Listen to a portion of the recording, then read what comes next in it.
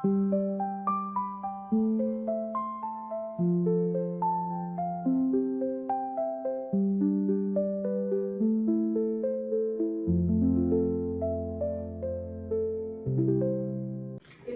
పరిశుద్ధ నామంలో నిలయం మినిస్ట్రీ తరపున మీ అందరికీ నా హృదయపూర్వక వందనాలు. ఈ యొక్క సమయంలో తెలుగు పాట పాడుకుందాం. నిన్ను కాపాడువాడు కునికడు, నిన్ను ప్రేమించి యేసు నిద్రపోడన్నాడు అనే పాట పాడుకుందాం. అందరూ కూడా చప్పట్లు కొట్టి దేవుని నామాన్ని మహిమపరుద్దాం.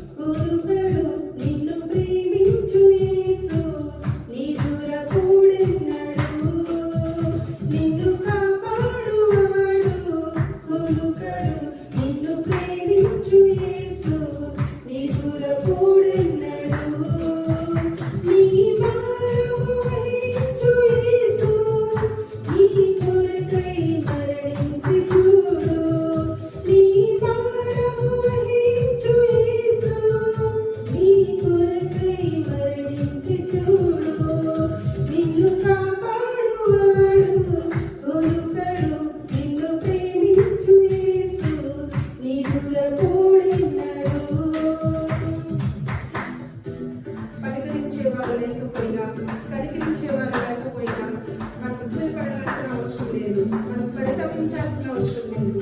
కలగలేంతో కీడులెన్నో వచ్చినా ఆయన మనల్ని ఎడబాయే దేవుడు కాదు.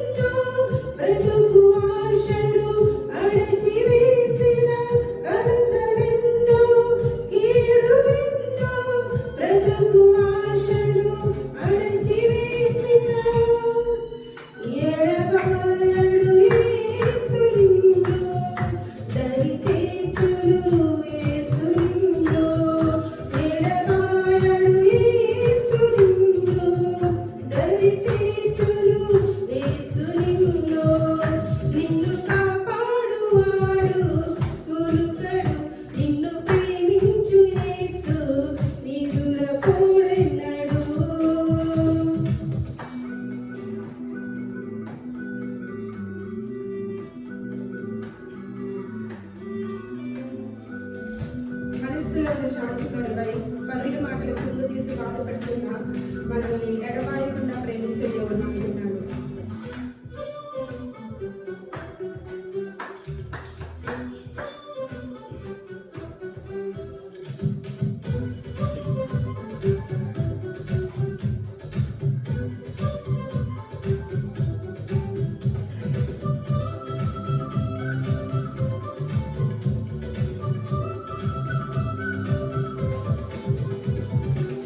మనసులోన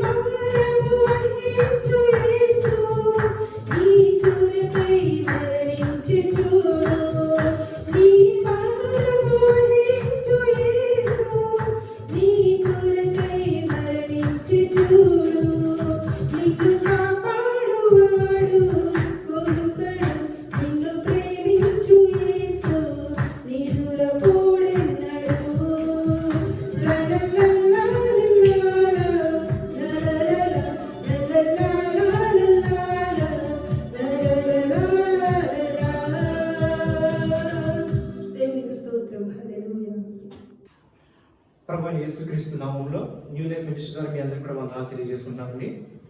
సో మనమందరం కూడా 2025 సంవత్సరము డిసెంబర్ నెలలో కలిగిపెట్టున్నాం. ఈ న్యూ లైఫ్ మినిస్ట్రీ ప్రారంభించిన కాడి నుంచి కూడా నెల నెల ఒక్కొక్క వాగ్దానాన్ని దేవుడు మనకి ఇస్తూ ఉన్నాడు. ఆ వాగ్దానాన్ని జ్ఞానం చేసుకుంటూ, ఆ వాగ్దానంలో ఉన్న ప్రతి ఒక్క మాటను మనం వివరించుకుంటూ ఇంతవరకు కూడా దేవుడు మనం ముందుకు నడిపించున్నాడు. ఆ వాగ్దానాలను చాలా మంది రిసీవ్ చేసుకుని ఆ వాగ్దానాల ప్రకారం మేము బాగున్నాము, ఈ విధంగా దేవుడు మమ్మల్ని కాపాడని సాక్ష్యం కూడా మేము వినడం జరిగింది. సో ఈ రోజున డిసెంబర్ నెలలో దేవుడు ఏ వాగ్దానం ద్వారా మనతో మాట్లాడబోచున్నాడో మనం చదువుకుందాం. అందరూ కూడా బైబిల్ తీసుకుందాం.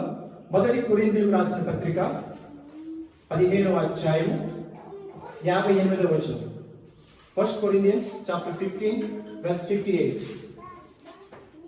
1 కొరింథీయులకు రాసిన పత్రిక 15వ అధ్యాయము 58వ వచనం. కాగా నా ప్రియ సహోదరులారా మీ ప్రయాసము ప్రభువునందు వ్యర్థము కాదని ఎరిగి స్థిరులను కదలని వారును ప్రభువు కార్యాభివృద్ధి యందు ఎప్పటికీ ఆసక్తులనై ఉండుడి. ఇంగ్లీష్ లో కూడా నేను చదువుతున్నానండి. Therefore, my dear brothers and sisters, stand firm, let nothing move you. Always give yourselves fully to work of the Lord, because you know that your labor is in the Lord is not in vain.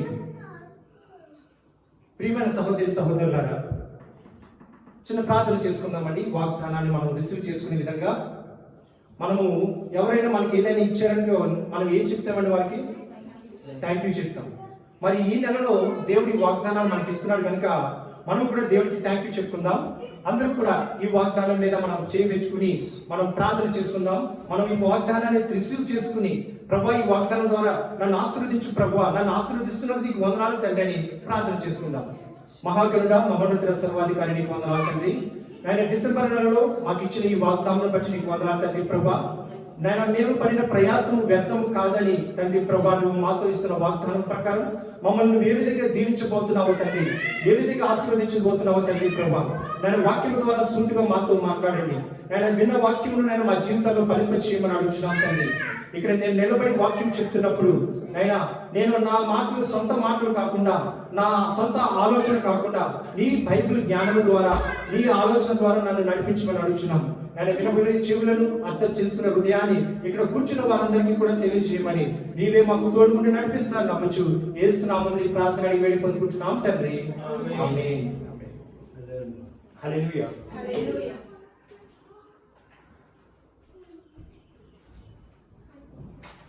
మరొకసారి వాగ్దానం చదువుకుందామండి. కాగా నా ప్రియ సహోదరులారా మీ ప్రయాసము ప్రభువునందు వ్యర్థము కాదని ఎరిగి స్థిరులను కదలని వారును ప్రభు కార్యాభివృద్ధి యందు ఎప్పటికీ ఆసక్తులనై ఉండుడి. సో ఈ వాక్యము ఎంతమందికి అర్థమైంది? ఏ విధంగా అర్థమైంది? ఈ మాట ఏ విధంగా మీకు అర్థమైంది? ఈ వాక్యం విన్నప్పుడు మీరు ఏ విధంగా అర్థం చేసుకుంటున్నారు?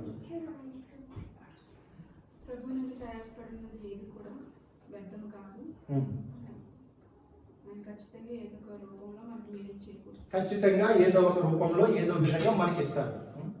సో దీనికి ఒక ఉదాహరణగా నేను ఒక మాట చెప్తానండి.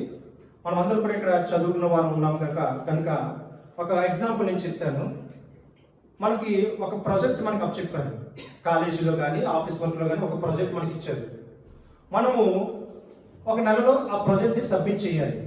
మనం ఏం చేస్తామంటే ఆ ప్రాజెక్ట్ సంబంధించిన డాక్యుమెంట్స్ అన్ని కూడా రెడీ చేసుకుని కంప్యూటర్లో ఫీడ్ చేసుకుని కంప్యూటర్లో అవన్నీ కూడా ఎంటర్ చేసుకుని మనకి సబ్మిషన్కి రెడీగా ఉన్నాం.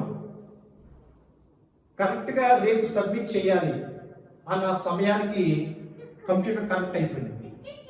అప్పుడు ఏమవుతుందని మన ప్రయాసం వ్యర్థమైపోతుంది. మరి కంప్యూటర్ కరెక్ట్ అయిపోయినప్పుడు మనం ఎలాగా దాన్ని పొందుకోగలము? తిరిగి పొందుకోలేము.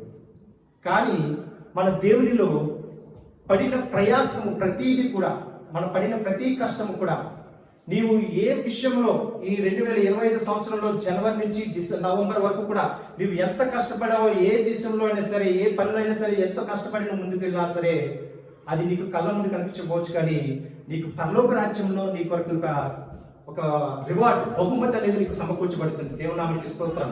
హల్లెలూయా, హల్లెలూయా. మన ప్రయాణం ఎప్పుడు కూడా ఈ లోక ప్రయాణం కాదండి. మన ప్రయాణం ఎప్పుడు కూడా ఎక్కడదండి? పరలోక ప్రయాణం. అక్కడే మనకి రివార్డ్స్ అనేవి మనకి పొందుకుంటాం. యాజ్ అ క్రైస్తవుడిగా, క్రిస్టియన్స్ గా మనం ఈ లోకాల్లో వేటిది శాశ్వతం కాదని తెలుసుకోవాలి. సరే, మన వాక్యంలోకి వెళ్దాం. ఈ వాక్యంలోకి మనం వెళ్ళినప్పుడు ఇక్కడ స్టార్టింగ్ లో మొదటిగా కాగా అని ఉంది. కాగా అనే దానికి అర్థం ఏంటండి? అంటే దాని ముందర ఏదో జరిగింది, దాని ముందర ఏదో ఉంది. సో ఆ దాని గురించి కంటిన్యూవేషన్ చేసుకుంటూ ఇక్కడికి మనం ఈ వాక్యం చెప్తూ ఉన్నారు. మనమందరం కూడా 55వ వచనంలో మనం చదువుకుందాం. విజయమందు మరణము మింగివేయబడినని రాయబడిన వాక్యము నెరవేరబడును. ఓ మరణమా నీ విజయం ఎక్కడ? ఓ మరణమా నీ ముల్లెక్కడ? మరణపు ముళ్ళు పాపము, పాపమునకున్న బలము ధర్మశాస్త్రమే. అయినను మన ప్రభు అయిన యేసుక్రీస్తు మూలముగా మనకు జయము అనుగ్రహించుచున్న దేవునికి స్తోత్రము కలుగును గాక అని చెబుతూ ఈ కింద ఈ వచనాన్ని మనకి చెప్తూ ఉన్నారు. మనకు ఏదైనా ఈ లోకంలో ఒక తప్పనిసరిగా వస్తుంది అన్నది ఏంటంటే అది డెత్, మరణం. డబ్బున్న వారికైనా, పేదవారికైనా, చిన్నవారికైనా, పెద్దవారికైనా సరే మనకి వచ్చేది ఏంటంటే మరణము. ఈ మరణము విజయము పొందడము కేవలము క్రైస్తవులకు మాత్రమే సాధ్యమండి. ఆ విజయము మనం ఎవరి ద్వారా పొందుకున్నామంటే ప్రభు అయిన యేసుక్రీస్తు ద్వారానే. దేవుని నామమునకు స్తోత్రం. ఈ రోజున మనం ఈ ప్రభువును ఆశ్రయిస్తున్నామంటే ఆయన పొందిన మరణము ద్వారానే, ఆయన పునరుద్ధానమే తిరిగి తెలిసిన ఆ విక్టరీ ఏదైతే మనకు విజయం ఇచ్చున్నారో ఆ విజయం ద్వారానే ఈ రోజున మనం సజీవులుగా ఉన్నాము. దేవుని నామమునకు స్తోత్రం కలుగును గాక. ప్రియమైన సహోదర సహోదరులారా, ఈ రోజున మనం ఇంతగా దేవుని స్తుతిస్తున్నామంటే, దేవుని ఆరాధిస్తున్నామంటే కేవలము ఆయన ఇచ్చిన ప్రాణ త్యాగమును బట్టి, ఆ కలువరి శిలువలో ఆయన పడిన బాధలను బట్టి, ఆయన చూపించిన ఆ ప్రేమను బట్టి ఈ రోజున మనం ఈ విధంగా ఉన్నాము. అందుకే అపోస్తలుడైన పౌలు గారు మరణం గురించి మాట్లాడుతూ we are the victory in the death, మనము మరణం నుండి విజయం పొందిన వారు అని చెబుతూ కింద ఏ మాట మాట్లాడారంటే ఈ నెలలో ఇచ్చిన వాగ్దానము, ప్రియ సహోదరులారా మీ ప్రయాసము ప్రభువునందు వ్యర్థము కాదని ఎరిగి. ఆయన చెప్తున్న మాట ఏంటంటే మనం ఏది కష్టపడినా సరే దానికి వ్యర్థము కాదు, ఖచ్చితంగా మీకు అంతా కూడా పరలోక రాజ్యంలో సమకూర్చబడుతుంది. ఆ రివార్డ్స్ అనేవి మీకు ఖచ్చితంగా వ్యర్థం అవ్వమని చెప్తూ ఉంటూ మనల్ని ఎలా ఉండమంటున్నారంటే ఇవి చాలా ముఖ్యమైన పాయింట్స్ అండి. 3 మాటలు మనకి ఖచ్చితంగా చెప్తున్నారు. యాజ్ ఎ క్రిస్టియన్స్ గా మనము 3 విషయాలను జాగ్రత్తగా గమనించాలి. మొదటిది ఏంటంటే స్థిరం, స్థిరులను. రెండవది ఏంటంటే కదలని వారు. మూడవది ఏంటంటే ఎప్పటికీ ఆసక్తులై ఉండాలి మనం. ఫస్ట్ ఏంటండి స్టాండ్ ఫర్మ్, అంటే మనము స్థిరముగా నిలబడి ఉండాలి దేవునిలో. ఎన్ని ఆపదలు వచ్చినా, ఎన్ని కష్టాలు వచ్చినా సరే మనము స్థిరముగా ఉండాలి. రెండవది ఏంటి, కదలని వారమే ఉండాలి. మనము ఏ గాలి వీస్తే ఆ గాలికి వెళ్ళిపోయినట్టుగా మనం ఉండకూడదు. తూర్పు గాలి వీస్తే తూర్పుకి వెళ్ళిపోయినట్టుగా, పడమటి గాలి వీస్తే పడమటి గాలికి వెళ్ళిపోయినట్టుగా మనం అలా ఉండకూడదు. కదలని వారముగా ఉండాలి. ప్రభు కార్యాభివృద్ధిలందు ఎప్పటికీ ఆసక్తులై ఉండాలి. నా దేవుడు నాలో కార్యాలు జరిగిస్తాడు, నేను దానిని చూస్తాను. ఒక హోప్, ఒక నమ్మకం మనకు ఉండాలి. ఆ నమ్మకము, విశ్వాసం అనుకుంటే దేవుడు ఖచ్చితంగా మనకి రివార్డ్స్ అనేవి ఇస్తాడు.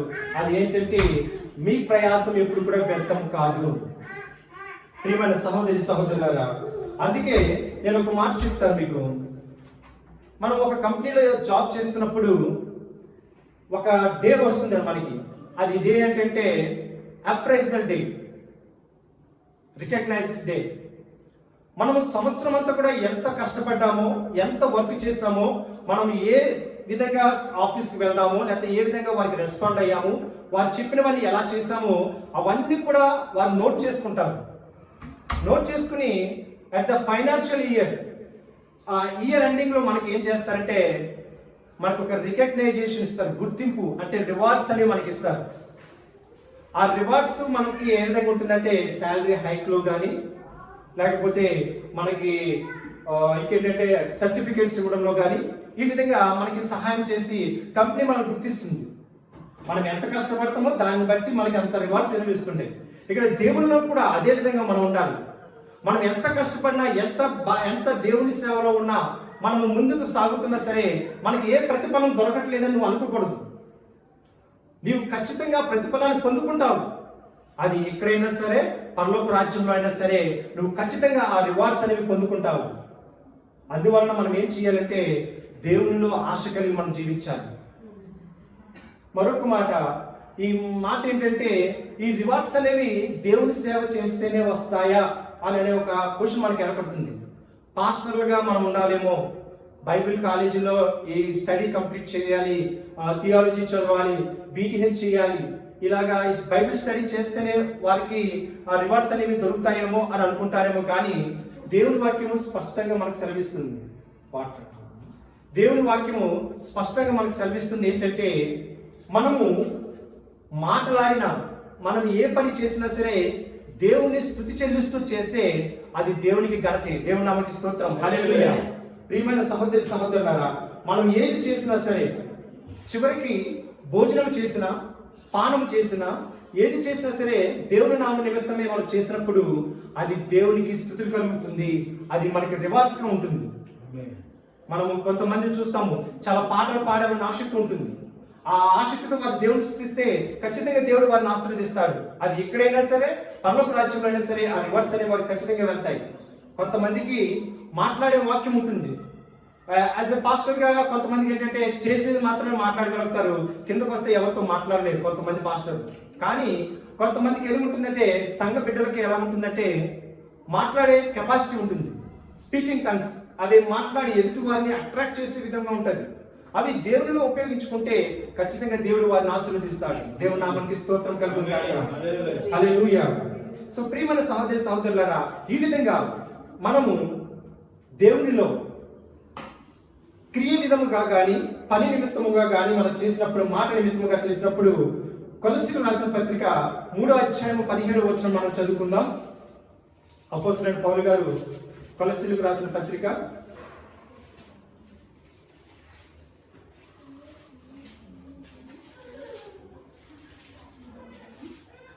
3వ అధ్యాయం 17వ వచనం. కొలస్సియన్స్ చాప్టర్ 3 verse 17. మరియు మాట చేత గాని క్రియ చేత గాని మీరేమి చేసినను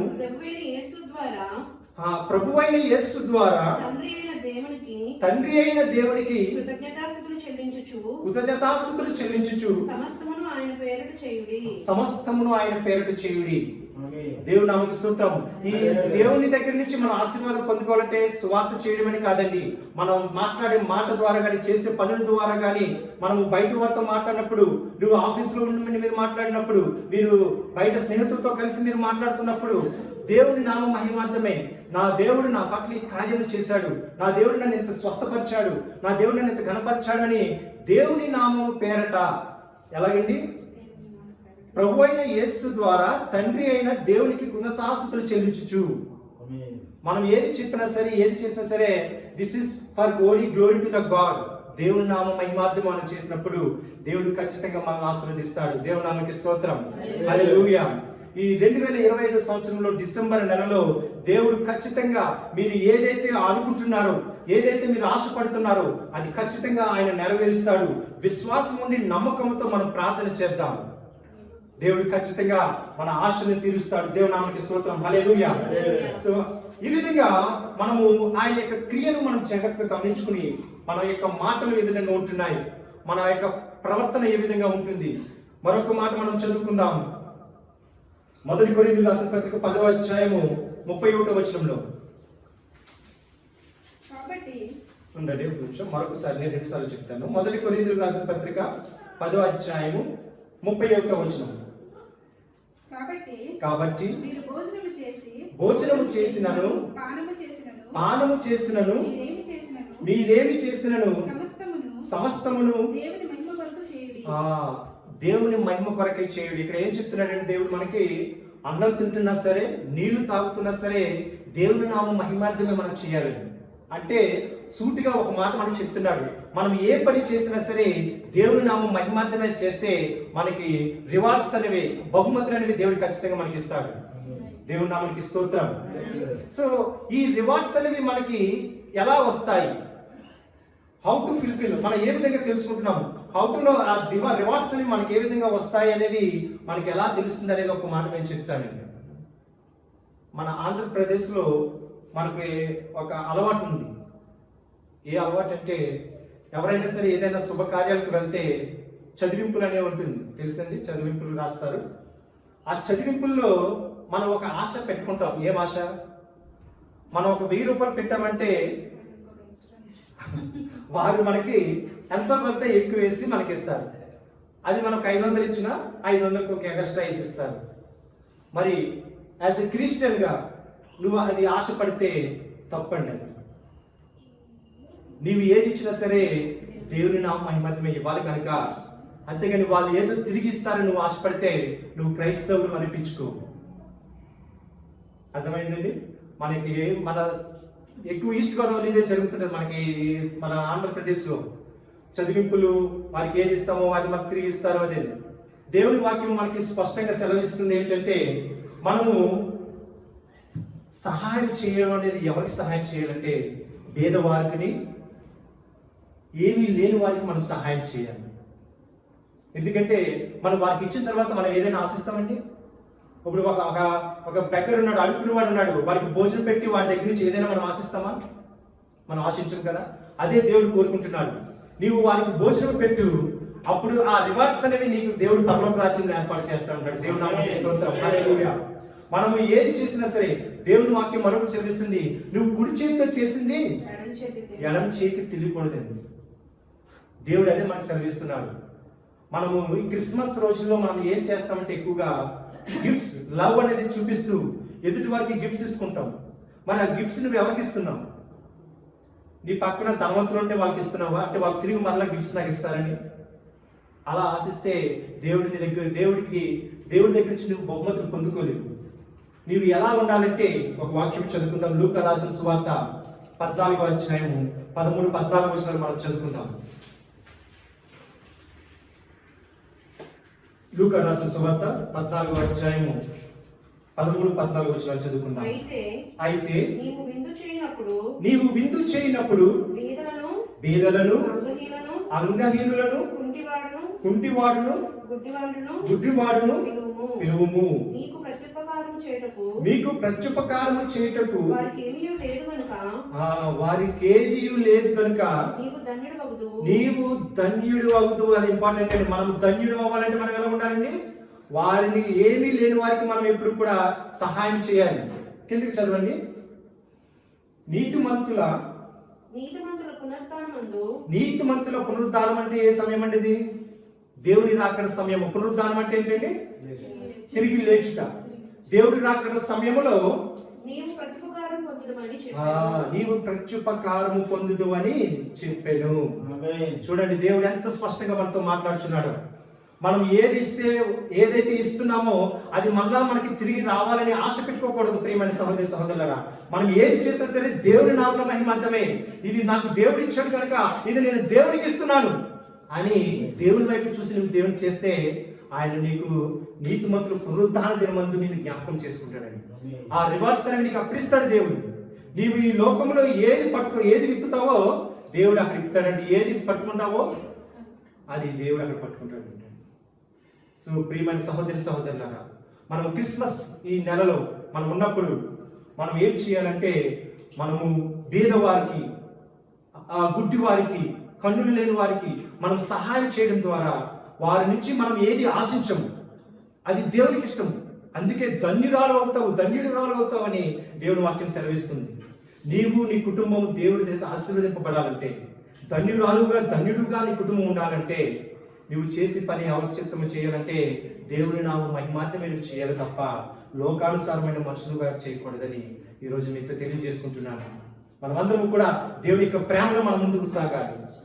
సో అయితే మనము మొదటిగా ఈ మాటని ఈ చదువుకున్న వాగ్దానము మనము ప్రభు అయిన దేవునిలో మనము ఈ రివార్డ్స్ పొందుకోవాలంటే మనం ఎలా ఉండాలంటే ఈ విధంగా మనం చేయాలి. దేవుని నామం మహిమార్థమే చేయాలి. సో ఈ విధంగా మనం చేసినప్పుడు దేవుడు మనల్ని ఆశీర్వదిస్తాడు.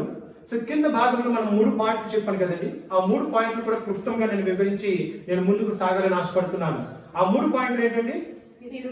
స్థిరులను, కదలని వారును, అత్యాసక్తి కలిగిన వారినై ఉండవలను. సో ఎప్పుడైతే దేవుని యొక్క వాగ్దానం మనకి ఇస్తున్నాడో ఆ వాగ్దానము మనం బైబిల్ చదివినప్పుడు ఎలా చదవాలంటే అండి, ప్రతి మాటని క్లుప్తంగా మనము అర్థం చేసుకోవాలి. ఒక్కొక్క మాటని మనం వివరించుకుంటూ ఒక్కొక్క మాటని మనం ధ్యానం చేసుకుంటే ఒక్కొక్క దానికి ఒక్కొక్క మర్మం ఉంటుంది. అలా కాకుండా మనం బైబిల్ చదివేటప్పుడు ఏదో పాఠం చదువుకున్నట్టుగా మనం వెళ్ళిపోతే మనకి ఏమీ అర్థం కాదు. అందుకే ఈ వాగ్దానం మనం తీసుకున్నామంటే ఈ వాగ్దానంలో ఈ నెలంతా కూడా ఈ వీటి గురించి వివరణ ఇస్తూ ఉంటాం. ఎందుకంటే మనం ఒకటి నేర్చుకున్నా సరే దాని గురించి పూర్తిగా మనం తెలుసుకోవాలి. సరే, మనం కిందకి వెళ్దాము. ఇప్పుడు 3 మాటలు ఏంటంటే స్థిరులను, కదలని వారును, ఆసక్తులనే ఉండాలి. సరే, మీకు ఒక ప్రశ్న, బైబిల్లో ఎవరు స్థిరముగా ఉన్నారు? ఒక మాట చెప్పగలరా? చాలా మంది ఉన్నారండి. వారు ఈ విషయాల ద్వారా వారు స్థిరస్తులై ఉన్నారు, దేవుడు వారిని ఆశీర్వదించాడు, ఈ పనుల ద్వారా దేవుడు వారిని ఆశీర్వదించాడు అనే చాలా ఉదాహరణలు వారి యొక్క జీవితాలు మనకు ఉన్నాయి. మీలో ఎవరైనా చెప్పగలరా ఒకరి గురించి అయినా? ఏ విషయంలో స్థిరత్వంగా ఉన్నాడు?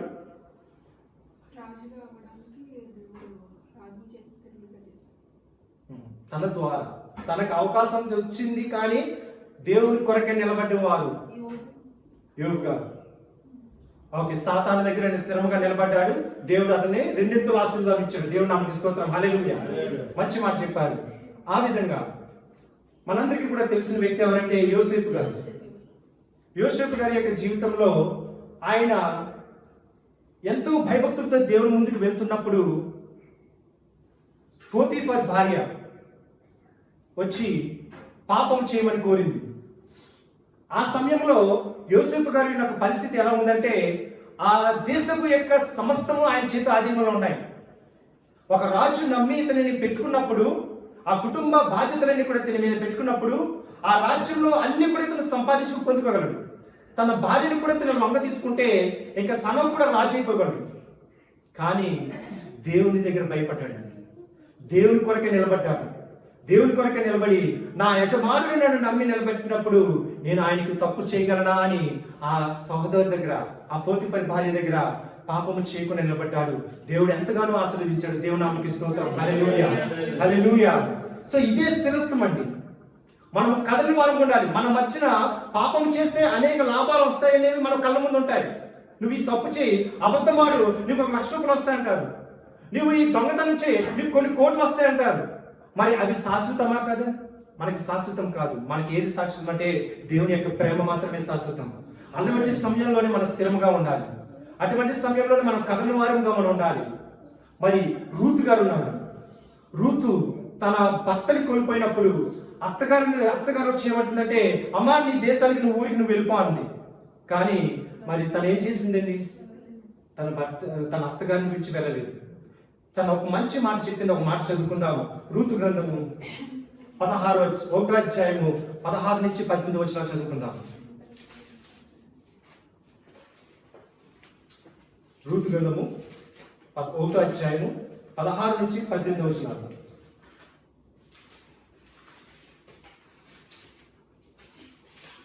న్యాయాధిపతుల తర్వాత ఉంటుందని 16 నుంచి 18 వచనాలు. రూతు ఒక మంచి భయభక్తులతో మంచి మాట చెప్పిన మాట విందాము. అందుకు రూతు నా వెంబడి రావద్దనియు నన్ను విడిచిపెట్టమనియు నన్ను బ్రతిమాలకొనవద్దని ఎవరితో చెప్తుందండి మాట? రూతు నయోమి అత్తగారైన నయోమితో చెప్తున్న మాట. చదవండి. నీవు వెళ్ళి చోటుకి నేను వచ్చేదను. ఒక్క మాట అండి, ఈ మాటలో నయోమి బదులు మనం దేవుని పెట్టుకోవాలి. రూతు ప్లేస్ లో మనం పెట్టుకోవాలి. రూతు ప్లేస్ లో మనం పెట్టుకుని నయోమి ప్లేస్ లో దేవుని పెట్టుకుని చదవద్దాం. నువ్వు వెళ్ళి చోటికే నేను వచ్చేదను. నీవు వెళ్ళి చోటుకే నేను వచ్చేదను. నీవు నివసించు చోటనే నేను నివసించేదను. నీ జనమే నా జనము, నీ దేవుడే నా దేవుడు. నీవు మృతి పొందు చోటను నేను మృతి పొందేదను. అక్కడనే పాతి పెట్టబడి. చాలండి, ఇక్కడ చూడండి, అక్కడనే పాతి పెట్టబడిందంటే ఎంత దూరం ఆలోచించింది. ఒకవేళ నేను చనిపోతే నన్ను వేరే చోట ఎక్కడ పాతి పెట్టేస్తాను అనుకుంటాం. కానీ ఇక్కడ తను ఏం కోరుకుంటుందంటే, అమ్మా నువ్వు ఎంత దూరం వెళ్తావు, నేను అంత దూరం వస్తాను. నేను ఒకవేళ చనిపోయినా సరే నీతోటే చనిపోతాను, నీతోటే పాతి పెట్టబడతాను. చూడండి ఎంత విశ్వాసం, ఎంత నమ్మకం ఉందో ఆ రూతు దగ్గర. ఈ రూతు ఎక్కడికి వెళ్తుంది అనుకుంటుందంటే తనకు తెలియదు. బెత్లెహేము ప్రాంతానికి వెళ్తుందని తనకు తెలియదు. అక్కడ ఏమి ఉంటాయి, అక్కడ ఎంత ఎంత సమృద్ధిగా దొరుకుతుంది అనేది కూడా ఆలోచించలేదు. ఆలోచించకుండా తన అత్తగారు వెళ్ళే మార్గానే నేను వెళ్ళాలని, వెంబడించాలని ఆశపడింది. అందుకే ఆ మాట చెప్తున్నప్పుడు, రాత్రి వాక్యం నేను ప్రిపేర్ అవుతూ ఉన్నప్పుడు నాకు ఎంతో దుఃఖం వచ్చింది. ప్రభువా, నేను కూడా నీలో ఇలా ఉండాలి ప్రభువా. ఎన్ని శోధనలు వచ్చినా, ఎన్ని కష్టాలు వచ్చినా సరే నేను నిన్ను విడిచిపెట్టకూడదు తండ్రి ప్రభువా. నా ప్రాణం ఉన్నంత వరకు, నా మరణం వరకు, నేను పాతి పెట్టే వరకు కూడా నీ బిడ్డగా నేను ఉండాలి ప్రభువా అని మనం ఒక ఆశ కలిగి జీవించాలి. దేవుని నామమునకు స్తోత్రం. హల్లెలూయా, హల్లెలూయా. మరి ప్రభువైన యేసుక్రీస్తు వారు కల్వరి సిలువలో ఆయన రాజు అయి ఉన్నారు. ప్రభువులకు ప్రభువు, రాజుకు రాజు అయి ఉన్న దేవుడు. మరి ఆ కల్వరి సిలువ నుండి ఆ బాధను తప్పించుకోగలరు. కానీ ఆయన తండ్రి చిత్తాన్ని నెరవేర్చడానికి ఈ లోకానికి వచ్చి ఆయన శ్రమను, బాధను ఎన్ని ఏర్చేసి నీకు నాకు ఒక విజయాన్ని ఇచ్చి ఉన్నారు. దానికోసమైన బాధ భరించున్నారు. కిందకి చదువుకుందాం. మరణము తప్ప ఓకే అండి, ఓకే అండి, కిందకి చదువుతాం. తనతో కూడా వచ్చుటకు ఆమెకు మనసు కుదిరినదని చాలండి. ఇక్కడ నయోమి తెలుసుకున్నకి తిని యొక్క ప్రేమను చూపించింది. మరి దేవునిలో నీ యొక్క ప్రేమను దేవునికి చూపిస్తున్నావా? మరి దేవుడు నీ గురించి తెలుసుకున్నాడు. ఇంకొక సహోదరి సిస్టర్ గారు చెప్పారు, మేన సిస్టర్ గారు, యోబు గురించి. యోబి దేవుడు నా ప్రియమైన కుమారుడు నా లోకంలో ఉన్నాడు అని దేవుడు సాక్ష్యం ఇచ్చాడు యోబు గురించి. మరి అదే సాక్ష్యము నీ గురించి, నా గురించి దేవుడు చెప్తున్నాడా? మన జీవితం ఎలా ఉంటుంది? మనం దేవుడిలో భయభక్తులు కలిగి ముందుకు సాగాలి. నా ప్రియమైన కుమారుడు, నా ప్రియమైన కుమార్తె బెంగళూరు ప్రాంతంలో ఉన్నది, ఆమెను చూసి నేను ఎంతో ఆనందిస్తున్నానని దేవుడు నీ గురించి, నా గురించి చెప్పే విధంగా మనం ఉండాలి. మన ప్రవర్తన, మన నోటి మాట, మన నడవడిక, మనం చేసే ఆలోచనలు, మనం వెళ్ళే మార్గాలు అన్ని దేవుని చిత్తమై ఉండాలి. అందుకే ఈ మాటలు, రూతు యొక్క మాటలు ఉన్నప్పుడు నయోమి ఏం చేసుకుందంటే షీ కన్ఫర్మ్డ్, అంటే కన్ఫర్మేషన్ తీసుకుంటుంది. నేను ఎక్కడికి వెళ్ళినా సరే నయోమి, ఆ రూతు నాతో పాటు వస్తుందని నయోమి తీర్మానం తీసుకుంది. అప్పుడు తన మేనమామైన బోయజ్ ఒక మంచి ఆశీర్వాదాన్ని ఇస్తున్నాడు. మనము అనుకుంటాం, మనం చేసే పని ఎవరు చూడడం లేదే, నేను ఎంత కష్టపడుతున్నానే, నేను దేవుల్లో ఎంత ప్రయాసపడుతున్నానే, నేను దేవుల్లో ఎంత ప్రార్థన చేస్తున్నానే, కానీ ఎవరు నాకు గుర్తింపు రావడం లేదనుకుంటాం. కానీ ఏదో ఒక రోజున ఖచ్చితంగా దేవుడు నీకు తగిన గుర్తింపును ఆయనకి ఇస్తాడు. నీవు నమ్మాలి, నమ్మి విశ్వసించాలి. అందుకే ఆ రూతు గ్రంథము 2వ అధ్యాయంలో 12వ వచనంలో మనం చదువుకుందాం. అదే ఆశీర్వాదాలు దేవుడు నీకు ఈ రోజు ఇవ్వబోతున్నాడు. దేవుడు ఏ విధంగా అయితే ఆ బోయాజు ఆ రూతు యొక్క చరిత్రను తెలుసుకుని తనని ఏ విధంగా ఆశీర్వదిస్తున్నాడో, దేవుడు కూడా ఇదే ఆశీర్వాదాలు నీకు నాకు ఇవ్వాలని కోరుకుందాం. 12వ వచనం చదువుకుందాం. యెహోవా నీవు చేసిన దానికి ప్రతిఫలం ఇచ్చును. ఇశ్రాయేలీయుల దేవుడైన యెహోవా రెక్కల కింద సురక్షితముగా ఉండినట్లు నీవు వచ్చితివి. ఆయన నీకు సంపూర్ణమైన బహుమానం ఇచ్చిందని ఆమెకు ఉత్తరం ఇచ్చాడు. మరి ఇక్కడ బోయాజు చూశాడని ఆమె ఏం చేసిందా ఏంటనేది చూడలేదు కదా. ఆ సమయంలో బోయాజు లేడు కదా తన దగ్గర. కానీ ఏదో విధంగా మనం చేసే ప్రతి పని, ప్రతి మంచి పని కూడా ఖచ్చితంగా దేవుడి దగ్గరికి చేరుతుంది. దేవుడు ఖచ్చితంగా ఏదో ఒక రోజున మనకి ఆశీర్వాదాలు, బహుమానాలను ఇస్తుంటాడు. ఈ 2025 సంవత్సరంలో మనకి ఇంకా ఒక నెల మాత్రమే ఉన్నది. ఈ ఒక నెలలో మనం ప్రార్థన చేయాలి. ప్రభువా, నేను సంవత్సరం అంతా కూడా నీలో ఈ విధంగా ప్రయాసపడి ఉన్నాను. ఒకవేళ ఏదైనా తప్పులు చేసినట్లయితే క్షమించు ప్రభువా, నన్ను ఆశీర్వదించు ప్రభువా, నా కుటుంబాన్ని ఆశీర్వదించు ప్రభువా. నాయనా, ఈ సంవత్సరం దాటిందంటే మళ్ళీ ఈ సంవత్సరం నాకు రాదు ప్రభువా, నాయన ఈ సంవత్సరంలో నేను ఆశీర్వాదం పొందుకోవాలి ప్రభువా అని మనం దేవుని దగ్గర ప్రార్థన చేద్దాం. మన యొక్క మనుషుల యొక్క జీవితం ఎలా ఉంటుందంటే అప్ అండ్ డౌన్స్ గా ఉంటాయండి. ఎప్పుడు కూడా ఒకే విధంగా వెళ్దండి. అప్ అండ్ డౌన్స్ వెళ్తూ ఉంటాయి, పైకి కిందకి వస్తుంటాయి. ఈ 2025 సంవత్సరంలో మనం 11 నెలలు మనం వెనక్కి తిరిగి చూసుకున్నట్లయితే కొన్ని సందర్భాల్లో సంతోషం ఉంటుంది, కొన్ని సందర్భాల్లో దుఃఖాలు ఉంటాయి. కొన్ని సందర్భాల్లో మనకి మంచి అనేది ఉంటుంది, కొన్ని సందర్భాల్లో ఏదో ఒక విధంగా మనకి ఏదో ఒక ఆపద అనేది వస్తూ ఉంటుంది. మనం ప్రతి క్షణము కూడా ప్రతిసారి కూడా కష్టాలను చూసి సాతాను మీద మనం నింద వేయకూడదండి. మనం ఏమి కూడా ప్రతిసారి మనకు వచ్చే మాట ఏంటంటే ఈ సాతాను గడే చేశాడు ఈ పని, సాతాను గడే పెట్టాడు ఈ పని అని అనుకుంటాం. కానీ ఒక్కొక్కసారి మనల్ని దేవుడు ఆశీర్వదించడానికి, ఇంకా మనల్ని బలపరచడానికి, మనం ఒకవేళ స్థిరంగా ఉన్నామా లేదా, ఇంకా అటు ఇటు కదులుతున్నామా లేదా అనే విధంగా కొన్ని పరీక్షలు దేవుడు మనకి ఇస్తుంటాడు. ఆ పరీక్షలు మనం నెగ్గాలి. ఆ శ్రమల వెనకాల, ఆ శోధన వెనకాల దేవుడు నీకు ఇంకా అనేక ఆశీర్వాదాలు రెట్టింపులు ఉన్నాయి. వాటిని నువ్వు పొందుకుంటున్నావా లేదా అని చూసుకోవాలి. ఒక్కసారి మనం జ్ఞాపకం చేసుకుందాం. అందుకే మన జీవితం ఎలా ఉండాలంటే ఇసుక మీద కట్టిన ఇల్లుగా మనం ఉండకూడదు. దేని మీద కట్టిన ఇల్లులా ఉండాలి? మనం బండ మీద కట్టిన ఇల్లులా మనం ఉండాలి. మరి బండ మీద కట్టిన ఇల్లు ఏ గాలి వాన వచ్చినా, ఏ వరదలు వచ్చినా సరే, ఏది వచ్చినా సరే అది కదులుతుందండి, స్థిరంగా ఉంటుంది. అందుకే ఒక అపార్ట్మెంట్ కానీ ఏదైనా కానీ కట్టాలంటే ముందు వాటికి ఏమేస్తారండి? పునాది, పిల్లర్స్. కింద పునాది ఎలా వేస్తారండి? అది ఒక బలమైన ఐరన్ తీసుకుని ఒక సిమెంట్ బలమైనగా కలిపి ఆ కింద పిల్లర్స్ వేసిన తర్వాత వాటిపైన ఇంత బలమైన ఇల్లు కడతారండి. మరి క్రైస్తవ జీవితంలో కూడా మన యొక్క పునాది ఎలా ఉంది? దేవునిలో మనం స్థిరంగా ఉన్నామా? దేవునిలో కదలని వారుగా మనం ఉన్నామా అనేది మనం జ్ఞాపకం చేసుకోవాలి. ఇలాగా ఈ కదలని వారు, స్థిరంగా ఉన్న వారి గురించి మనం చూసుకున్నట్లయితే పేతురు గారు కూడా ఉన్నారండి. పేతురు గారిని ప్రభు మరణం చెంది పునరుద్ధానమై తిరిగి లేచి కనబడిన తర్వాత ఆయన ఒక మాట అడుగుతున్నాడు. 3 సార్లు ఒకే మాట అడిగారు. నా మాట ఎవరైనా చెప్పగలరా? ఎందుకంటే మన వాక్యంలో ఎదుటివారు చెప్తే మనం ఎన్నో కాదని మనం కూడా ఆన్సర్ ఇవ్వాలి. అప్పుడే మనకి కూడా బైబిల్ జ్ఞానం అనేది పెరుగుతుంటుంది. దేవుడు పేతురు గారిని ఒకే మాట 3 సార్లు అడిగారు.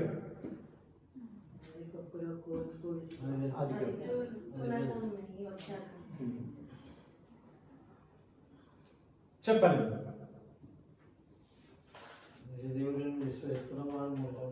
యు లవ్ మీ, నీవు నన్ను ప్రేమిస్తున్నావా, నీవు నన్ను ప్రేమిస్తున్నావా అని దేవుడు పేతురు గారిని, ప్రభు యేసుక్రీస్తు వారి పేతురు గారిని 3 సార్లు అడగడం జరిగింది. ఆ మాటకి ఎందుకు ప్రభు ఇన్నిసార్లు గుచ్చి అడుగుతున్నాడు అనేది పేతురికి అర్థం కాలేదు.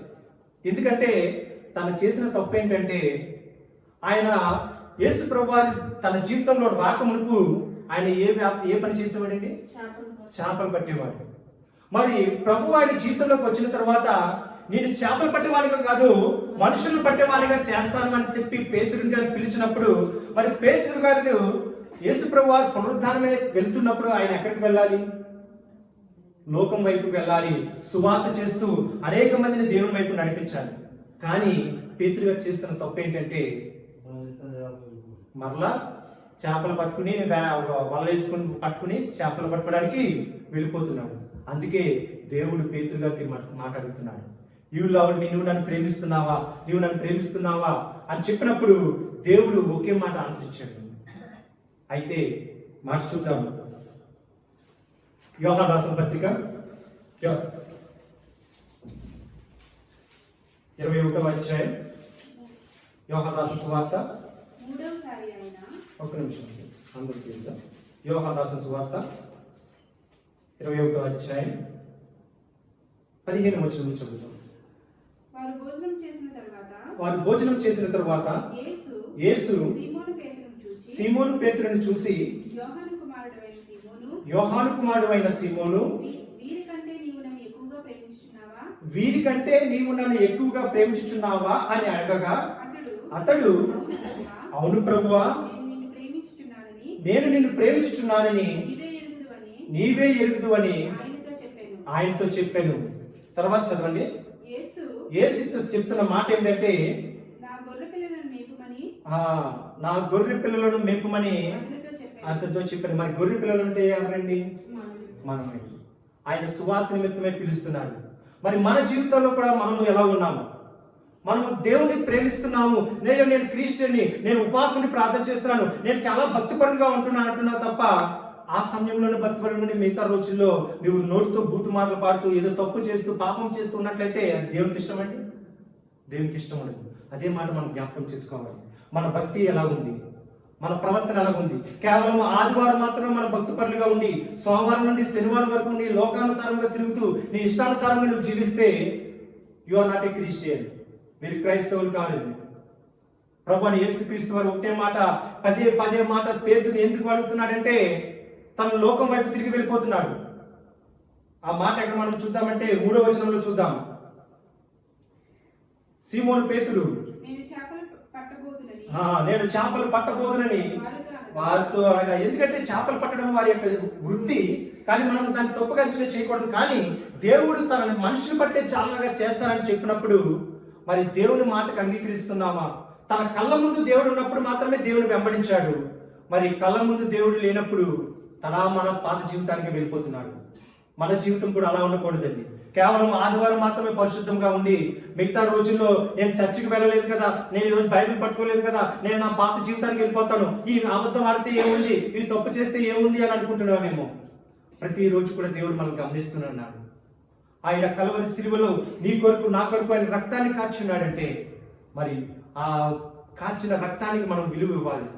ఆయన పెట్టిన ప్రాణానికి మనము ఆయనకి రుణపడి ఉన్నాము. అందుకే ఈ రోజు నీ వాక్యం ద్వారా దేవుడు స్పష్టంగా మాట్లాడుతున్నాడు. మనము స్థిరలను కదలని వారును ఆసక్తులనే ఉండాలి. ఆసక్తులు ప్రభు కార్యంలో ఆసక్తులే ఉండాలి.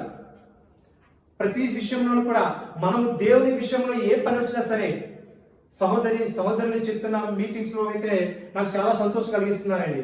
ఎందుకంటే శుక్రవారం ఉపవాస ప్రార్థన మీకు వచ్చినప్పుడు ఆ ఆరాధన ముగించుకుని మీరు వెళ్ళిపోవచ్చు, కానీ రాబో ముందు రోజుల గురించి కూడా మీరు ఆలోచిస్తున్నారు. అదే ప్రభు కార్యాలండి.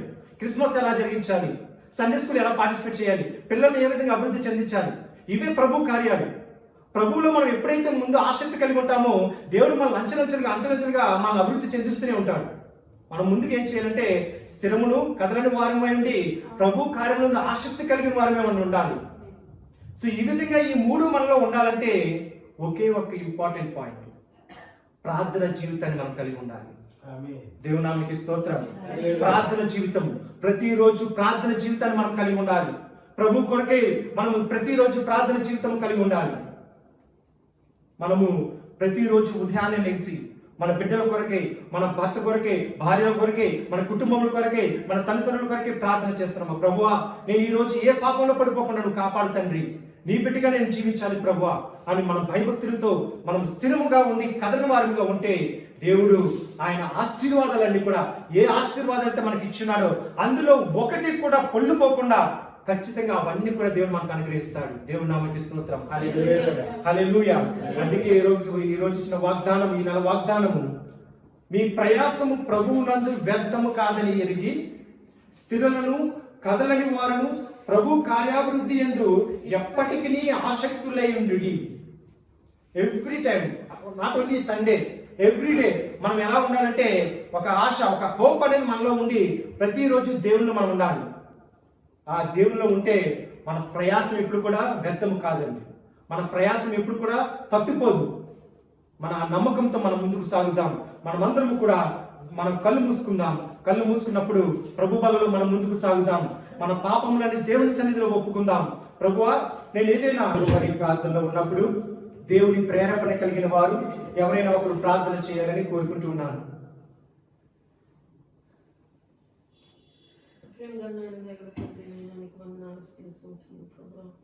తండ్రి సన్నిధానానికి మీరు నడిపించిన విధానం బట్టి నీకు వందనాలు.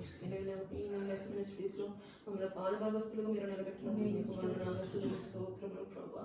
నిజంగా తండ్రి నీ సన్నిధిలో సంపూర్ణమైన సంతోషం కలదు అని అంటారు. అంటే సంతోషాన్ని ఎన్నో దినాలు నేను పోగొట్టుకున్నాను తండ్రి. అంటే సంతోషం ఈ రోజు నేను మీరు తిరిగి దయచేసినందుకు నీకు వందనాలు. నీ సన్నిధిలో ఒక దినవృత్త 1000 దినాలతో సమానం అన్నారు కదా. అట్టి దీవెన, అట్టి ఆశీర్వాదం, అట్టి ఉప్పును దేవా మా హృదయాల్లో మీరు కుమ్మరించినందుకు మీకు వందనాలు ప్రభా. వందనాలు వందనాలు వందనాలు, స్తుతులు, స్తోత్రములు ప్రభా. నాయన ఈ రోజు మీరు మాట్లాడిన ప్రతి మాటను బట్టి నీకు వందనాలు.